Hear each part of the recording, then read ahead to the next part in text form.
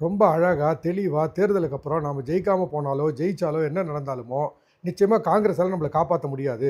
BJP எடுக்கக்கூடிய நடவடிக்கைகள், மினிஸ்டர்கள் மேல இருக்கிற வழக்குகள், வேறு சில பிரச்சனைகள்லாம் தப்பிக்கணும்னா, பிஜேபியினுடைய ஏதோ ஒரு வகையில வந்து அன்பும், நட்பும் நமக்கு தேவை. அவங்க எலக்ஷன் நேரத்தில யாரோட வேணா பகைய வச்சுக்குவாங்களே தவிர, யார் போனாலுமே வாஷிங் மிஷின்ல போட்டு செலவு பண்ணி வெளியில எடுத்து கையில பத்திரமா குடுத்துருவாங்க.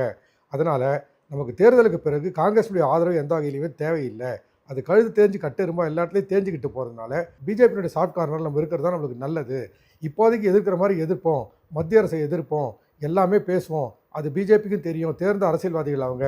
தேர்தலுக்காக தான் திட்டுறாங்கன்னு தெரியும். பின்னாடி போய் சரண்டர் ஆகும்போது அவங்களுக்கு என்ன வேணுமோ அத குடுத்து நம்ம சரி கட்டலாம் அப்படின்னு நினைக்கிறாங்க. கனிமொழிய பொறுத்தவரையிலும் ஒரு டைலமா இருக்கு. இந்த 2G கேஸ வந்து திரும்ப ரீஓப்பன் பண்ணி காங்கிரஸ் தங்களுக்கு எதிரா வந்து போகிற மாரியான சூழ்நிலை வந்தால், பிஜேபி எந்த அளவுக்கு அத வந்து என்டர்டெயின் பண்ணும். பிஜேபி எந்த அளவுக்கு அந்த கேஸ் எடுத்து நடத்தும். பிஜேபியினுடைய சிபிஐயோ இல்ல மற்ற வந்து விசாரணை அமைப்புகளோ எந்த அளவுக்கு இந்த கேஸ கொண்டு போகுன்றதுல ஒரு யோசனை இருக்கு.